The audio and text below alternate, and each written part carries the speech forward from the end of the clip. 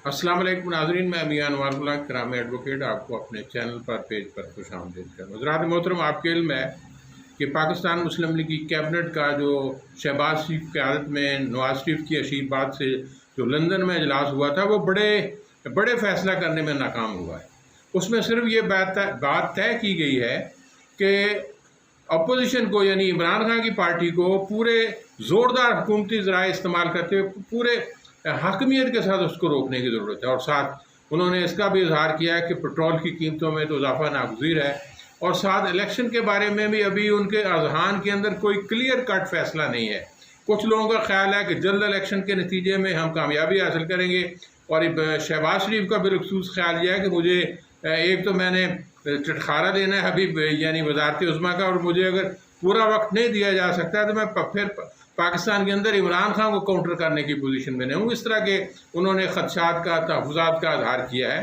और फिर उन्होंने जो अपनी हिकमत अमली तय की है, उसका पहला इज़हार उन्होंने सियालकोट के अंदर किया। आपको पता है सियालकोट शहर ख्वाजा आसिफ के वहाँ के रहशी हैं, वहाँ के एक अंदाज से सिफारिश की बुनियाद पर वो MNA मुंतखब हुए थे, आर्मी चीफ को उन्होंने मुलव्वस किया था।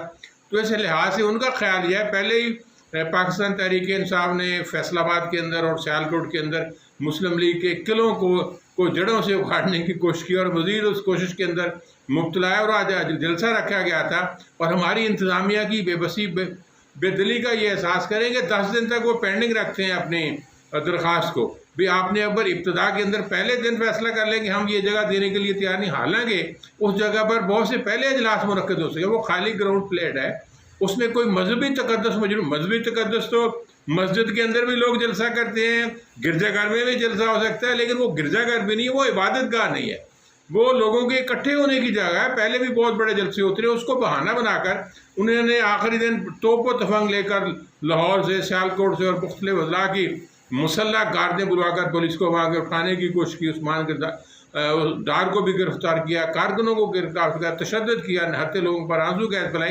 ये इस किस्म के वाक़यात वो ये एक तरह का फीलर छोड़ रहे हैं। यानी हुकूमत की ये हमेशा पॉलिसी होती है कि एक सॉफ्ट एटीट्यूड अख्तियार करो, एक सख्त अख्तियार करो।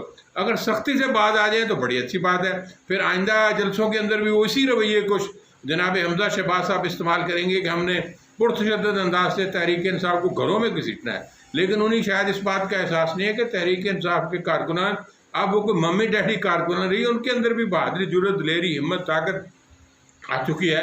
वो मुज़ाहमत करना जानते हैं, वो इमरान खान के सिपाही हैं, वो पाकिस्तान की आज़ादी की जंग लड़ रहे हैं। यानी लोग अपनी जान और माल की, जिस तरह इमरान खान ने कहा था कि मैं अपनी जान कुर्बान करने के लिए तैयार हूँ जेल जाने, तो उसके कारकुन भी उसी सदा की सोच रखते हैं कि वो भी जेल जाने के लिए तैयार हैं, जान देने के लिए तैयार हैं। वो लेट सकते हैं, जिस तरह तुर्की के अंदर लोग टैंकों के सामने लेट गए, यहाँ भी वो लेटने की पोजीशन में है, अल्लाह ने उनको हिम्मत दी है। तो ये उन्होंने अंदाज़ किया। और आपको याद होगा कि बिलावल भुट्टो ने भी और मरियम नवाज़ ने भी और आला हज़रत मौलाना फजलुर रहमान ने भी लॉन्ग मार्च किए थे, लेकिन तहरीक इंसाफ की हुकूमत ने उन्हें ज़बरदस्ती नहीं रोका था। वो 5-5, 10-10, 20 हज़ार का जलसा करके अपने घरों को रवाना हो गए।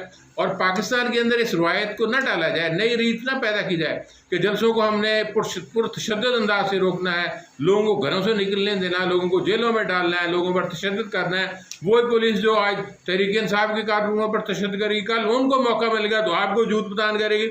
यानी पाकिस्तान के अंदर ये अच्छा रवाज नहीं है कि अपने सियासी मुखालफिन के खिलाफ पुरतशद्दुद वाक़यात का इज़हार किया जाए, और उस तरह उनकी जो इज़हार राय की आज़ादी है, जो आईने पाकिस्तान देता है, जो हमारा कानूनी दस्तूरी हक, बुनियादी हक मौजूद है, उसके इज़हार के लिए कौन किसी को रोक सकता है। अब तहरीक इंसाफ एक नई जगह पर अपना जलसा मुनक्किद करेगी, इमरान खान साहब खिताब करेंगे, थोड़ी देर बाद 6 बजे उन्होंने वहाँ पहुँचने के इम्कान हैं।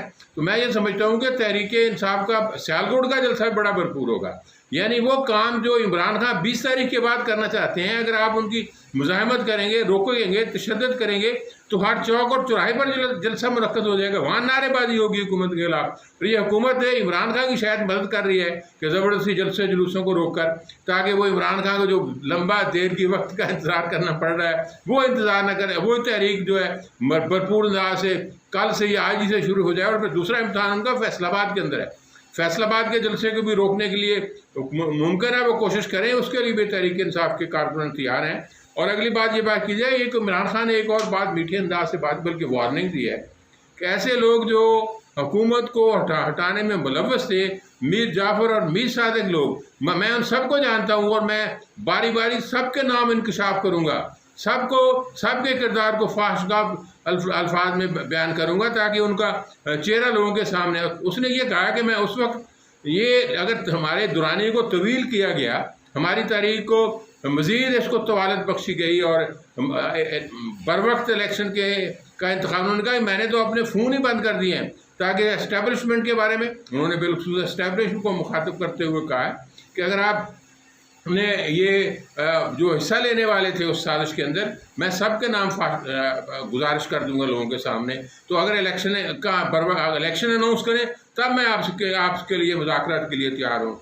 और फिर शहबाज शरीफ का, जिस तरह मैंने कहा कि शहबाज शरीफ तो भाई वक्त मांग रहे हैं कि मैं अभी तक तहरीक इंसाफ का मुकाबला नहीं कर सकता।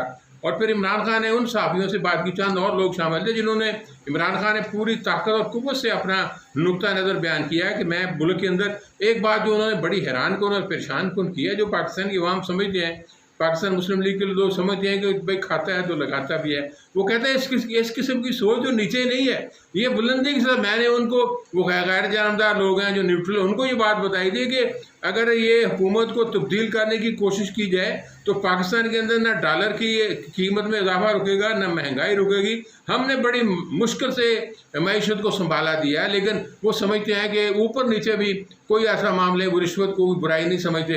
वो समझते हैं, उनका कहता है, मेरा नुक्ता नज़र ये था कि भाई शायद हमारी जो इस्टेब्लिशमेंट है वो रिश्वतस्तानी को बहुत बड़ा समझती हो। मैंने उनके बारे में ये मुझे गलत फहमी थी, लेकिन मेरे बारे में उनको ये गलत फहमी थी कि शायद इमरान खान इक़्तिदार से महरूम होने के बाद घर बैठ जाए। उनको ये एहसास नहीं था कि मैं इक़्तिदार से महरूमी के बाद बहुत बड़ा ख़तरा बन सकता हूँ सबके लिए। मुल्क के जितने वडेरे हैं, रिश्वतखोर हैं और मुल्क के अंदर जो जुल्म करने वाले हैं, ज़्यादती करने वाले हैं, यानी आजर जो है वो मज़दूरों का हक़ अदा करने वाले नहीं, नाइंसाफ़ी के जो तराजू तुले हुए हैं, वो सब समझते थे कि ये इमरान खान आराम से, उनको ये गलत फहमी थी और मुझे ये गलत फहमी थी कि शायद हमारी इस्टेब्लिशमेंट जो है रिश्वतस्तानी को, बदअनवानी को, बददियानती को बुरा समझती हो। लेकिन उसने कहा कि मैंने ये फ़र्क नहीं महसूस किया। और फिर एक वो ख़तरनाक बात, जो शेख कैसर साहब हैं, चिन्नौर से उनका तल्लुक़ है, पुराने पार्लियामेंटेरियन हैं और वो सनदकार भी हैं और सियासी और मुआशी शोबे को बहुत अच्छी तरह समझते हैं।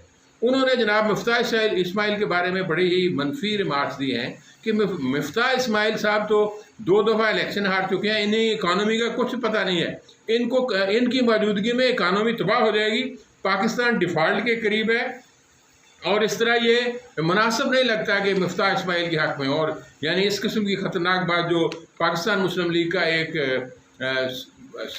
वफादार सिपाही है, उसका इज़हार अपने वज़ीर ख़ज़ाना के बारे में, तो बाकियों के क्या हालात होंगे। बाकी अपोजिशन के लोग मिफ्ताह इस्माइल से तो कोई तवक्कुआत नहीं रखते, लेकिन उनकी पार्टी के अपने सीनियर रुकन अगर वो इज़हार करते हैं कि मिफ्ताह इस्माइल साहब के पास जादू की छड़ी नहीं है, वो इतनी सलाहियतों के मालिक नहीं है, और फिर उनको एक और साबिक़ वज़ीर ख़ज़ाना से भी निपटना पड़ता है, इसहाक़ डार, इसलिए वो पाकिस्तान के मसाइल को हल करने की पोजीशन में है। तो हम दुआ करते हैं कि पाकिस्तान के अंदर ऐसे हमारे जो अदारे हैं और हमारी जो सियासी जमातें हैं, उनको इस बात की तौफ़ीक मिले कि वो जल्द इलेक्शन इंतखाबात का ऐलान करें और फिर चीफ इलेक्शन कमिश्नर भी जुर्रत करके आगे उस इंतखाबात को मुनक्कद करवाने में, मुनसफाना मुनक्कद करवाने में अपनी पूरी कोशिश करें। पाकिस्तान के मसाइल का एक ही हल है कि नए इलेक्शन हो, नई क़यादत हो, ताकि दुनिया भर में, तो जिस तरह मैंने पहले कहा था कि किराएदारों को तो कोई उधार चीज़ नहीं देता, और जो अबूरी हुकूमत आती है 3-4 माह की, उनके साथ कौन डील करेगा। तो इसलिए पाकिस्तान के अंदर एक मुस्तकिल हुकूमत की ज़रूरत है, वो इंतखाबात के नतीजे में आ सकती है। वाक़िअतन अल्हम्दुलिल्लाह।